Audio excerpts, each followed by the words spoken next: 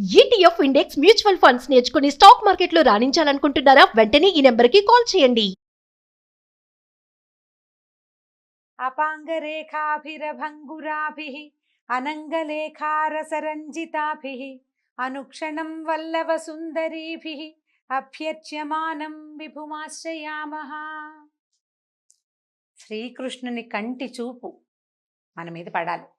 ఎలాంటి కన్ను చూపు అంటే అనుక్షణం వల్లవ సుందరీలు అంటే ఈ గోపికలతోటి కూడి ఉండే కృష్ణుని కంటి చూపు అలాంటిది కొస చూపైన మన మీద పడితే చాలు. అలాంటి విభుణ్ణి ఆశ్రయిస్తాం. నిరంతరము ఈ గోపికల కంటి చూపుకి ఆశ్రయంగా ఉండేవాడు. వాళ్ళు అక్కడే చూస్తుంటారు, స్వామినే చూస్తారు. మనం కూడా అలాగే మన హృదయాలు కూడా కృష్ణుణ్ణి ఆశ్రయించి ఉండాలి, ఆయన్నే ఆశ్రయించి ఉండాలని చెప్తున్నాం. దేవకి వసుదేవుల మొదటి కుమారుడైన కీర్తిమంతుణ్ణి కంసుడు వధించాడు. తర్వాత వాళ్ళని చెరసాల్లో వేశాడు. చెరసాల్లో వేస్తే కంసుడికి ఇతను కొంచెం దుర్మార్గమైన ప్రవర్తన కలిగి ఉన్నవాడికి అతని మామగారైన జరాసంధుడు పూర్తిగా మద్దతు ఇచ్చాడు. ఆయనకి 2 కూతుళ్ళు ఉన్నారట జరాసంధుడికి. వాళ్ళిద్దరినీ కంసుడికి ఇచ్చి పెళ్లి చేశాడు. తర్వాత వీళ్ళు ఏం చేశారు, నరమాంస భక్షకులైన చాలామంది రాక్షసుల్ని పంపించి యాదవులని అంటే వసుదేవుని కుటుంబానికి వంశానికి చెందిన వాళ్ళని హింసించడం మొదలుపెట్టారు. దీన్ని భరించలేక చాలామంది దేశాలు బట్టి పారిపోయారట. కురు, పాంచాల, కేకయ, శాల్వ, తర్వాత విదేహ, విదర్భ, విదేహ, కోసల దేశాలలో ఆశ్రయం పొందారు. ఈతో పడలేక అక్కడికి వెళ్ళిపోయారనమాట. కొందరు నందుని గోకులంలో ఆశ్రయం పొందారు. వసుదేవుని భార్య అయిన రోహిణి కూడా అదే గోకులంలో తలదాచుకుంది. కొందరు యాదవులకు పారిపోయే అవకాశం లేకపోయింది, వాళ్ళు వెళ్ళలేకపోయారు ఎక్కడికి. వాళ్ళు మాత్రం ఈ కంసుడిని ఆశ్రయించి అతని దగ్గరే సేవ చేస్తూ ఉండిపోయారు. ఈ కీర్తిమంతుడి తర్వాత వరుసగా దేవికి 5 కుమారులు కలిగారు. వారందరినీ పుట్టగానే పురిటి కందులనే కంసుడు నిర్దాక్షిణ్యంగా పొట్టను పెట్టుకున్నాడు. అయితే 7వసారి గర్భం ధరించింది ఈసారి. ఈ 7వసారి గర్భంలో విష్ణువంశ అయినటువంటి ఆదిశేషుడు ఆమె గర్భంలో మానవ శిశువుగా రూపొంది ఉన్నాడు. అయితే వెంటనే శ్రీహరి ఏం చేశాడట, యోగమాయని పిలిచి, దేవి నువ్వు భూలోకానికి వెళ్ళు, ఈ దేవకీదేవి గర్భంలో ఉన్న శేషుడనే నా అంశ ఉంది, ఆ గర్భాన్ని ఆకర్షించి నందగోకులంలో ఉన్నటువంటి రోహిణీదేవి గర్భంలో ప్రవేశపెట్టు. తర్వాత నేను దేవకీదేవికి 8వ పుత్రుడుగా జన్మిస్తాను. ఇక్కడ దేవకీదేవి గర్భం ధరించే సమయానికి అక్కడ నందగోకులంలో నందుని భార్య అయిన యశోదాదేవి కూడా గర్భవతి కావాలి. నేను దేవకి గర్భంలో పుత్రుడుగా జన్మిస్తాను, నువ్వు యశోద గర్భంలో పుత్రికగా జన్మించు. భూలోకానికి వెళ్ళి అక్కడ గర్భస్థ శిశువుగా ఉండి మరల తిరిగి వచ్చిన కాలం అంతకాలం నువ్వు అక్కడ ఉన్నందుకుగాను నిన్ను మానవులు దుర్గా, భద్రకాళి, విజయ, వైష్ణవి, కుముద, చండిక, కృష్ణ, కన్యక, మాయా, నారాయణి, శారద, అంబిక అనే పేర్లతోటి పిలుస్తారు. ఇన్ని పేర్లతోటి నువ్వు అక్కడ కొలవబడతావమ్మా. నీకు ఆలయాలు నిర్మిస్తారు, అవన్నీ పుణ్యక్షేత్రాలు అవుతాయి. నువ్వు భూలోకంలో కోరిన కోరికలు తీర్చే కల్పవృక్షంగా ఉంటావు. మానవులు నిన్ను నిత్యము ధూపదీప నైవేద్యాలతో సేవిస్తారు అని చెప్పాడు. చెప్పేసరికల్లా యోగమాయాదేవి భూలోకానికి బయలుదేరింది. ఈ దేవకీదేవి గర్భంలో ఉన్న శిశువుని ఆకర్షించి రోహిణీదేవి గర్భంలో నిక్షేపించింది. మధురలో అందరూ దేవకీదేవికి 7వ గర్భస్రావం అయిపోయింది, శిశుజననం జరగలేదని అనుకున్నారు. 1 సంవత్సరం గడిచింది. రోహిణీదేవికి కుమారుడు కలగానే ఇక్కడ మధురలో దేవకీదేవి 8వసారి గర్భం దాల్చింది. శ్రీమన్నారాయణుడి అంశ గర్భంలో ఉండటం వల్ల ఆమె నుంచి ఆశ్చర్యకరమైన తేజస్సు వెలువడిందట. ఆ తేజస్సు వలన చీకటిగా ఉండే చెరసాలంతా వెలుగుతో నిండిపోయింది. కాపలా వాళ్ళు ఆ విషయం కంసుడికి చెప్తే, ఈమె నుంచి వస్తున్న తేజస్సుతో కారాగారం అంతా దేదీప్యమానంగా ఉంది, ఇంతకుముందు 7 గర్భాల్లోనూ ఈ వింత చూడల. ఈ 8వ గర్భంలో ధరించగానే ఈమెలో వచ్చిన మార్పు, ఈ తేజస్సు చూస్తుంటే తప్పకుండా నన్ను వధించేందుకు విష్ణువే ఈమె గర్భంలో దాగి ఉన్నాడని అనిపించింది. ఏం చేయాలో పాల్పోలేదు. పోనీ ముందే దేవకీదేవిని వధించేస్తే, పిల్లాడు పుట్టకముందే అమ్మ చెల్లెల్ని చంపేస్తే సరిపోదు, అలా కూడా అనుకున్నాడు కానీ అతని ఆలోచన మారిపోయింది. విష్ణుమాయ వల్ల మారిందంతే. ఏమనుకున్నాడు, గొప్ప లక్ష్యాలు సాధించాలంటే తొందరపడకూడదు, తొందరపాటుతో పనులు చేయకూడదు. నేను చాలా పరాక్రమశాలిని. ఇప్పుడు ఇంత గొప్ప కీర్తివంతుడైన వ్యక్తి స్త్రీ హత్యకు పూనుకుంటే 4 అసహించుకుంటారు. స్త్రీ, అందు నా సోదరి, ఆపై గర్భవతి, ఆమెను హత్య చేస్తే నా కీర్తి పోతుంది, సంపదను క్షీణిస్తుంది, ఆయుర్దాయం నశిస్తుంది. వధించను, కానీ సంతానాన్ని వదిలిపెట్టకూడదు అనుకున్నాడు. సరే, ఆమెను చూడ్డానికి వచ్చిన వాడు కూడా మళ్ళీ వెనక్కి వెళ్ళాడు. కానీ అతనికి ఆ తేజోవంతమైన ఆమె ముఖము, ఆ మహాద్భుత సౌందర్యము వదిలిపెట్టలేదట ఆయన దృష్టిని. ఎంతసేపు హరి తలుచుకుంటూ తలుచుకుంటూ తలుచుకుంటూ విష్ణువునే తలుచుకుంటూ ఉండేవాడు.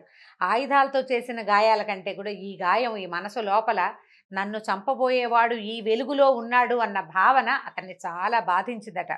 తింటున్నా, కూర్చున్నా, పడుకున్నా, నిద్రపోతున్నా, ఏం చేస్తున్నా సరే అతన్ని ఈ విష్ణు చింతన వదిలిపెట్టలేదు. ఇక భగవంతుడే, ఇక రెండో ఆలోచన లేదనమాట. ఏం చేస్తున్నా శ్రీహరి ఆలోచనే ఉండేది. ఈవిడ దేవకి ప్రసవ సమయం దగ్గర పడింది. బ్రహ్మరుద్రాది దేవతలందరూ కారాగారానికి వచ్చారు ఆమెను చూడ్డానికి. గర్భస్థ శిశువుగా భగవంతుడు ఉన్న ఆ గర్భము ధరించిన మాతృమూర్తిని చూడ్డానికి వచ్చారు. అందరూ చూసి ఆమెకు ధైర్యం చెప్పారు. నీ పిల్లవాడిని ఏమీ చేయలేడమా కంసుడు, నీ పిల్లవాడు ఈ పుట్టబోయే నీ కొడుకు యాదవులని రక్షిస్తాడని చెప్పి ధైర్యం చెప్పారు. తర్వాత ఆ మంగళమైన ముహూర్తం ఆ రోజు ఎదురుపడింది. ఏ రోజు వచ్చింది చూడండి, శ్రీకృష్ణ జననం. సర్వాత్మకుడు, సర్వశేషి, సర్వవ్యాపకుడు అయినటువంటి శ్రీమన్నారాయణుడు తన అంశతోటి దేవకీదేవి పుత్రుడిగా మానవుడై అవతరించబోతున్న మంగళకరమైన ముహూర్తం. భక్తులు తమ చర్మచక్షువులతో తనని చూడలేరని, అంటే మనం ఎవ్వరం నేకడేది మాంసనేత్రంతో భగవంతుడిని చూడలేం. మనకి కనిపించటానికే, మానవులని ఉద్ధరించటానికే, భూభారం తగ్గించటానికి భగవంతుడు గర్భస్థ శిశువుగా, ఏ జన్మంటూ లేనివాడు, జన్మే లేని మహానుభావుడు జన్మించటానికి ఉద్యుక్తుడయ్యి ఆమె గర్భంలో ప్రవేశించాడు. ఆమె బయటికి రాబోయే సుముహూర్తం దగ్గర పడిందట. వర్ష ఋతువులోని శ్రావణ మాసం, కృష్ణపక్షంలోని అష్టమి తిథి, అర్ధరాత్రి సమయం. నక్షత్రాలు, గ్రహాలు అన్నీ అత్యంత శుభప్రదమైన స్థానాల్లో ఉన్నాయి. చంద్రుడు రోహిణి నక్షత్రస్థుడై ఉన్నాడు. దిక్కులు ప్రశాంతంగా ఉన్నాయి. ఆకాశంలో మబ్బులు లేవు. గుంపులు గుంపులుగా ఉన్న నక్షత్రాలు విశేషంగా ప్రకాశిస్తున్నాయి. ఎంత విశేషంగా ఉందో చూడండి. నదుల్లో నీరు ప్రశాంతంగా ఉందట. గాలి సుగంధాన్ని మోసుకొచ్చి ఎంత హాయో, చల్లని గాలి వీస్తోంది. విప్రుల అగ్నిగృహాలలో త్రేతాగ్నులు నిలకడగా జ్వలిస్తున్నాయి. భగవంతుడు రాబోతున్నాడన్న ఆనందంతో అగ్నులు కూడా నిలకడగా జ్వలిస్తున్నాయట. అరణ్యాల్లోనూ ఉపవనాల్లో వృక్షాలకి, లతలకి అర్ధరాత్రి సమయంలోనే పువ్వులు పూసేసినాయట, గుత్తులు గుత్తులుగా. ఆ పువ్వుల వాసనకి తుమ్మెదలు వచ్చి చేరిపోయినాయట వాటి మీద. ఈ మధుర, సూరసేన దేశాల్లోని పట్టణాల్లో, నగరాల్లో, గ్రామాల్లో, గొల్లపల్లెల్లో కూడా అంతకుముందు ఎన్నడూ కనపడని ఎన్నో శుభశకునాలు కనిపించినాయట. గంధర్వులు, కిన్నరులు ఆకాశంలో నిలిచి ఆనందంగా గానం చేస్తున్నారు. మునులు, దేవతలు ఆకాశం నుంచి పుష్పవృష్టి కురిపిస్తున్నారు. బ్రహ్మ అధిష్టాన దేవతగా కలిగిన రోహిణీ నక్షత్రంలో జన్మమే లేని శ్రీమన్నారాయణుడు దేవతా స్వరూపిణి అయిన దేవకీదేవి యందు భువనమోహనుడైన మానవ శిశువుగా జన్మించాడు. అయితే ఈ శ్రీకృష్ణ పరమాత్మ జన్మించిన తిథి భాగవతంలో చెప్పబడలేదండి. ఇదంతా విష్ణు పురాణంలో ఉంది, ఏ సమయంలో జన్మించాడు ఏమిటి అనేది. అయితే వర్ష ఋతువులో శ్రావణ మాసంలో నేను పుడతానని చెప్పాడని ఉన్నది. ఆ తర్వాత ఈ పుట్టగానే శిశువు వెంటనే పద్మపత్రాల వంటి నేత్రాలు, 4 భుజాలు, శంఖము, చక్ర, గద వంటి మహా ఆయుధాలని ధరించి వక్షస్థలం మీద శ్రీవత్సమనే రేఖతోటి, అంటే ఒక పుట్టుమచ్చ ఉంటుంది విష్ణుమూర్తి, దాన్ని శ్రీవత్సము అంటారు. రేఖలాగా ఉంటుందట, చిన్న చిన్న గీతలుగా ఉంటుంది. మెడలో కౌస్తుభమణి, పచ్చని పట్టుబట్టతోటి, దట్టమైన మేఘం వంటి మైఛాయతోటి, శరీరపు ఛాయతోటి ఈయన ఏం చేశాడు, అమూల్యమైనటువంటి మణులు పొదిగిన స్వర్ణ కిరీట కుండలాలతోటి, వాటి కాంతితో మెరిసిపోతున్న దట్టమైన ముంగురులతోటి, అనేక దివ్యాభరణాలతోటి ఆ చెరసాలలో తన తాలూకు దివ్యమైన తేజస్సుని నింపుతూ లేచి నుంచున్నాడు. పసిబిడ్డ ఒక్కసారి చతుర్భుజుడైన విష్ణుమూర్తిగా సాలంకృతుడుగా వాళ్ళకి దర్శనమిచ్చాడు. వసుదేవుడు ఆశ్చర్యచకితుడైపోయాడు. శ్రీమన్నారాయణనే అట్లా చూస్తూ ఉండిపోయాడట. తన పిల్లవాడు పుట్టాడు అనే భావం లోపలే అది పూర్తిగా మనసులో నిండకముందే శ్రీహరి అనే భావం ఉదయించేసిందట. ఆయన చూసిన భాగ్యమో, పుత్రుడు కలిగిన ఉత్సాహమో తెలియక ఆయన మనసు ఆనంద తరంగితమైపోయింది. నీటిని ముట్టుకుని 10,000 గోవుల్ని వేదవేత్తలకి ధ్యానం చేస్తానని ప్రమాణం చేసుకున్నట్టు. ఈ శిశువు నాకు కలిగిన సందర్భంలో 10,000 సాలంకృతమైన గోదానం చేస్తానని ప్రతిజ్ఞ చేసుకున్నాడు మనసులోనే. ఈ లోకేశ్వరుడైనటువంటి శ్రీహరే స్వయంగా తనకి పుత్రుడిగా జన్మించాడు అని తెలియగానే ఇక భయం పోయింది. ఏమవుతుందోనన్న భయం లేదు, జీవితేచ్ఛ లేదు, జీవితం పట్ల భయం లేదు. చేతులు జోడించి నమస్కరించాడు. ఈ పుట్టగానే నారాయణమూర్తిగా తమ ఎదుట నిలబడ్డటువంటి ఆ శిశువును చూసి దేవకీదేవి కూడా చాలా స్తుతించింది. కానీ ఆ తల్లి ప్రాణం గిలగిల్లాడిపోయింది. బిడ్డ ఏమైపోతాడు, నా పిల్లాడు ఎలాగా అని తల్లి ప్రాణం కొట్టుకుపోయిందట. అయ్యా, మా చుట్టూతా పరమ అజ్ఞానులు ఉన్నారు, నీ దివ్య రూపాన్ని వాళ్ళకి కనపడినివ్వక, నువ్వు కనిపిస్తే ఏం చేస్తారో, నువ్వు పుట్టావన్న వార్త ఇంకొక నిమిషంలో కంసుడికి తెలిసిపోతుంది, వాడు పరిగెత్తుకొచ్చేస్తాడు. నీ తాలూకు ఈ పరమాద్భుత దివ్య రూపాన్ని చూసే అర్హత లేదు వాడికి, దుర్మార్గుడు, నీ దివ్య రూపాన్ని ఉపసంహరించు, వాడు నిన్నేం చేస్తాడో అని నాకు భయంగా ఉంది నాయన అని దుఃఖపడిందట. అప్పుడు ధైర్యం చెప్పాట. ఈ రూపంలో వాళ్ళకి ఎందుకు కనిపించాడో చెప్తున్నాడు. దేవకీ వసుదేవులారా, నేను ఇప్పుడే మీకు పుత్రుడిగా జన్మించానని భావిస్తున్నారు. కాదు, కొన్ని మన్వంతరాలుగా మీరు దంపతులుగానే ఉన్నారు. నేను మీకు ఇది మూడోసారి జన్మించానని చెప్పాడు. మొట్టమొదట వీళ్ళు స్వయంభువ మన్వంతరంలో, శ్వేతవరాహ కల్పంలో స్వయంభువ మన్వంతరంలో వీళ్ళిద్దరూ భార్యాభర్తలుగా ఉన్నారు. ఆమె పేరు పృశ్ని, అతను సుతపుడు, భార్యాభర్త. అయితే వీళ్ళని బ్రహ్మదేవుడు వాళ్ళని పుట్టించి సృష్టి చేయమన్నాడు. వీళ్ళకి ఏంటంటే కొంత వైరాగ్యం అవలంబించారు. సృష్టి మీద ఆసక్తి లేదు. శ్రీమన్నారాయణుడి కోసం తపస్సు చేస్తే నారాయణమూర్తి ప్రత్యక్షమైనప్పుడు ఆయనని చూసిన ఆనందంలో వాళ్ళు సంతానేచ్ఛ కలిగి మాకు పుత్రుడిగా నువ్వే జన్మించమని ఒకే కోరికని 3 సార్లు అడిగారట. మీరు 3 సార్లు అడిగితే 3 సార్లు ఆ వరాన్ని ఇవ్వడానికి నేను సన్నద్ధున్నయ్యాను. అప్పుడు పృశ్ని గర్భంలో ఏం చెప్తున్నారు? మొట్టమొదటిసారి పృశ్నికి జన్మించి పృశ్ని గర్భుడిగా పేరు పొందాను. రెండో జన్మలో మీరు అదితి కశ్యపులుగా ఉన్నప్పుడు నేను వామనుడిగా మీకు జన్మించాను. అప్పుడు ఇంద్రుడు నాకు అన్నగా ఉన్నాడు. ఇది మీ యొక్క 3వ జన్మ. ఈ రకంగా మీరు కోరిన కోరికని తీర్చానని, 3 సార్లు మీ కోరిక తీరిందని మీకు తెలియచేయటానికే నేను మీకు ఈ రూపంలో కనిపించానని చెప్పాడు. మీరు ఈ జన్మలో ఒక్కొక్కసారి నేనే పరబ్రహ్మాన్నని, అంటే పరదైవతాన్ని నేనేనని మీరు తెలుసుకుంటారు. అంతలోనే ఆ జ్ఞానం పోయి మీ కుమారుడుగా నన్ను భావిస్తారు అని చెప్పాడు. చెప్పిన తర్వాత ఏం చెప్పాడంటే, వసుదేవ, నన్ను తీసుకెళ్ళి నందగోకులానికి వెళ్ళు. నీకేమీ భయం లేదు. నువ్వు అక్కడ అదే సమయానికి యశోదాదేవి స్త్రీ శిశువుకి జన్మనిచ్చింది. ఈ పిల్లవాడిని అక్కడ అట్టపెట్టి అక్కడ ఉన్న చిన్న చంటి పిల్లని ఎత్తుకొచ్చేసేయమన్నాడు. నీకు ఏమీ భయం లేదు. కారాగృహంలో వెళ్ళడానికి నీకే అనుమానం లేదు. నా మాట మీద వెళ్ళిపో.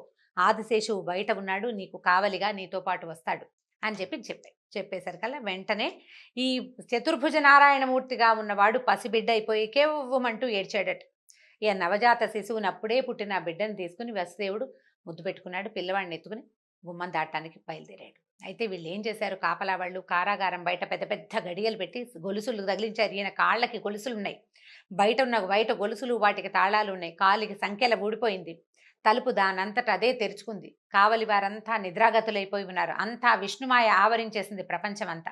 బయటికి వచ్చాడు పిల్లవాడిని తీసుకుని. ఆ చేతిలోకి వచ్చిన శిశువుని నెత్తి మీద పెట్టుకున్నాడట. ఆయన తల మీద పెట్టుకుని బయటకు వచ్చేసరికల్లా 1000 తలల ఆదిశేషువు వాకిట్లో నిలబడి ఉన్నాడు. తన 1000 తలల్ని విశాలంగా విప్పార్చి వీళ్ళ వెనకాలే బయలుదేరాడట. అంతలో ఒకసారి పెద్ద వర్షం మొదలైందట. మామూలు వాన కాదు. మొత్తం ప్రపంచంలో ఉన్న మబ్బులన్నీ వచ్చి ఈ మధురానగరం మీదే కురుస్తున్నాయి అన్నంత పెద్ద వానట. కారు మబ్బులు, ఉరుములు, పిడుగులు. అసలు ప్రపంచమంతా ఈ వర్షం వచ్చేసరికల్లా ఇంకా నిద్రాపరవశులు అయిపోతారు. జనం ముడుచుకుని పడుకుంటారు. మెలకువ రాదు, నిద్రలోకి జారిపోతారు. ఇంతలో అక్కడే ఉన్న యమునా నది, ఎక్కడెక్కడి వర్షపు నీరు యమునా నదిలోకి ప్రవేశించింది. ప్రశాంతంగా ఉండే యమునా నది గట్లు పొరుచుకుని ఉధృతంగా ప్రవహించడం మొదలుపెట్టింది. ఈయన చెరసాల నుంచి బయటకు వచ్చాడు. అక్కడ ఆదిశేషు ఉన్నాడు కదా, ఈ పడగలు విప్పి వాళ్ళని రక్షిస్తూ ముందుకు బయలుదేరాడు. ఆయన యమునా తీరం చేరాడు. లోతైన యమునా నదిలో ప్రవాహ వేగం పెరిగిపోయింది. పెద్ద పెద్ద కెరటాలు వస్తున్నాయి. అయినా సరే ఈయనేమో ఆలోచించలా. విష్ణువు వెళ్ళిపోమన్నాడు, వెళ్ళిపోవటమే.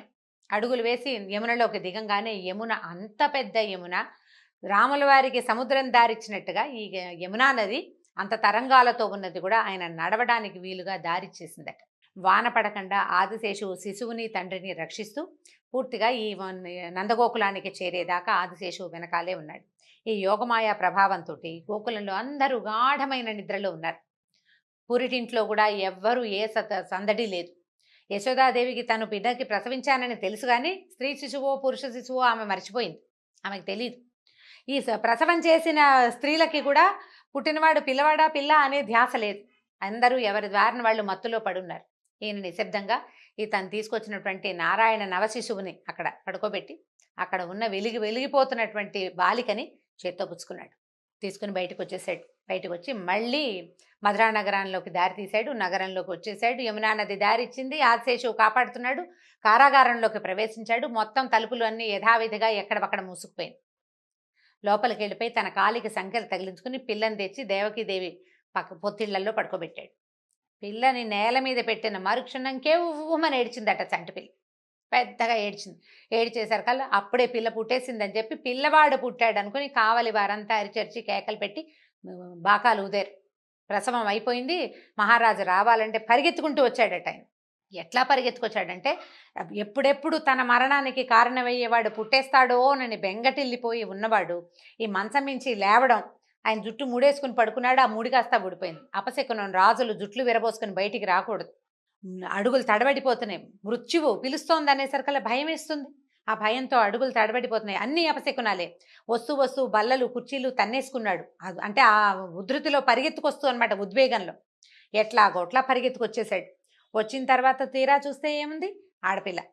అక్కడి నుంచి దేవకిదేవి, అన్నా అన్నా వద్దు వద్దు, అష్టమ గర్భుడైన వాడు నీ మరణానికి కారణమవుతాడని చెప్పింది ఆకాశవాణి.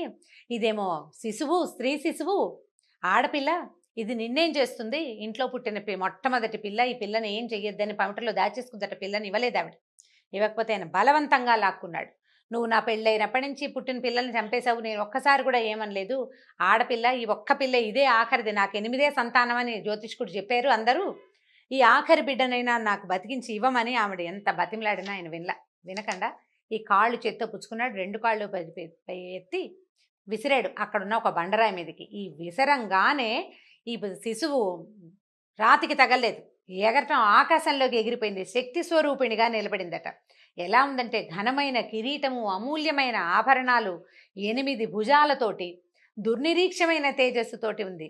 ధనుర్బాణాలు, శూలము, శక్తి, ఖడ్గము, డాలు, శంఖచక్రాలు, గద ధరించి అక్కడి నుంచి ఈమె పైకి ఇట్లా పెద్ద రూపం కనపడేసరికల్లా సిద్ధులు, చారణులు ఆకాశంలో అటు ఇటు ఆకాశ గమనం చేసే వాళ్ళంతా ఆమెను చూసి ఓ అమ్మవారు ప్రత్యక్షం అయిపోయిందని గానం చేసేస్తున్నారట. ఆమె ఇట్లా అందట, ఓరి మూర్ఖుడా, నేనెవరో తెలియక చంపబోయావు. నన్ను చంపితే నీకొచ్చే ప్రయోజనమేముంది? ఏ ప్రయోజనము లేదు. ఇంతకు ముందు జన్మలో నిన్ను చంపినవాడు ఈ జన్మలోనూ నిన్ను చంపగలిగేవాడు పుట్టే ఉన్నాడు నాతో పాటే. అతడే నిన్ను చంపుతాడు. ఇది తప్పదు. మరణం నుంచి తప్పించుకోవాలని దీనులని హింసించడం ఇకనైనా మాను అని చెప్పి ఈ అష్టభుజాలతోటి ఉన్న మహోగ్రమైన రూపం క్షణంలో మాయమైపోయిందట. మాయమైపోయేసరికల్లా ఈ మాయమైన తల్లి భూలోకంలో అనేక స్థానాలతో అనేక నామాలతోటి వెలిసింది. ఇట్లా చెప్పిన మాట వినేసరికల్లా ఈ కంసుడు చేష్టలు దక్కి నిలబడ్డాడు. ఏం చేయాలో తెలియలా. ఎంత అపచారం చేశాను నేను అనిపించేసింది. చెల్లెలికి బావకి తను చేసిన ద్రోహం తలుచుకుని కుంగిపోయాడు. గొంతు పిగుల్చుకున్నాడు అతి కష్టం మీద. బావా, నేను ఎంత తప్పు చేశాను, నేను ఎంత ఘోరం చేశాను. మనుషులే అబద్ధాలు ఆడతారనుకున్నాను, దైవ వాక్కులు కూడా అబద్ధాలు ఆడతాయని నాకు తెలియలేదు. అష్టమ గర్భుడు నా మరణానికి కారకుడవుతాడు అనుకుంటే అష్టమ గర్భంలో ఆడపిల్ల పుట్టడం ఏమిటి? అదేమో నా చేతి నుంచి వెళ్ళిపోవటం ఏమిటి? ఇది దైవం అబద్ధం చెప్తుందని నేను అనుకోలేదు. అశరీరవాణి ఆకాశవాణి అసత్యం చెప్పదని నమ్మాను. ఇవన్నీ నా ప్రాణం కాపాడుకోవాలనే ఆతృతతోటి నరమాంస భక్షకుడిలాగా మీ పిల్లలందరినీ చంపేశాను. మీ పట్ల అపచారం చేశాను. నాకు నిష్కృతి లేదని అసలు ఇంకా కరిగి నీరే ప్రవహించేశాడనమాట కంసుడు. అక్కడి నుంచి మీరు చాలా జ్ఞానులు, మీకు తెలియంది లేదు. లోకంలో ఎవరు ఎవరిని చంపలేరు. ఎవరు జన్మించినా ఎవరు మరణించినా దానికి కాలమే కారణమని మీలాంటి వాళ్ళకి నేను చెప్పక్కర్లేదు. నన్ను క్షమించండి అని చెప్పి వాళ్ళ కాళ్ళు పట్టుకున్నాడు, చెల్లెలది బావది. వీళ్ళు కూడా వాళ్ళకి తెలుసు ఏం జరిగింది, ఏం జరుగుతోంది అని. తెలిసినా కూడా ఏం చేశారు, వీడితో మూర్ఖుడితోటి సంభాషణ ప్రమాదకరం అంచేత ఏమన్నారు, ఇక ఇలా జరగాల్సి ఉంది, జరిగింది. అందరిలోనూ పరమాత్మనే చూసేవాడికి ఒకడు మిత్రుడు కాదు, ఇంకోటి శత్రువు కాదు నాయన. పరమేశ్వరుడే ఈ లీలంతా నడిపిస్తాడు, ఏం పర్వాలేదు. నువ్వు ఆపలేవు, మేము ఆపలేవు, ఇలా జరిగేదాన్ని మనమేం ఆపుతాం, పరమేశ్వరుని లీల అని చెప్పి నిశ్శబ్దంగా ఉండిపోయారు. కంసుడు వాళ్ళిద్దరిని చెరసాల నుంచి విముక్తులను చేసేసాడు. వాళ్ళ అనుమతి తీసుకుని ఈ రాజమందిరానికి వెళ్ళిపోయాడు. ఈ వెళ్ళిపోయిన కంసుడికి ఎవరు ఎటువంటి సలహా చెప్పారు, అతను మళ్ళీ తన ప్రవర్తనని ఏ రకంగా మార్చుకున్నాడు. దుర్మార్గులు చూడండి, ఇవాళ చాలా రియలైజ్ అయినట్టుంటారు, రేపొద్దుటికి వాడి ప్రవర్తన మారిపోతుంది. చంపేస్తానన్న చెల్లెల్ని వదిలిపెట్టాడు, నేను చంపనన్న పిల్లవాడిని చంపేశాడు. ఇప్పుడు వీళ్ళని వదిలిపెట్టాడు, కాళ్ళు పట్టుకున్నాడు, నాది తప్పేనన్నాడు. రేపేం చేస్తాడో తెలీదు. రేపేం చేయబోతాడో కంస మహారాజు రేపటి కథలో తెలుసుకుందాం. నమస్కారం.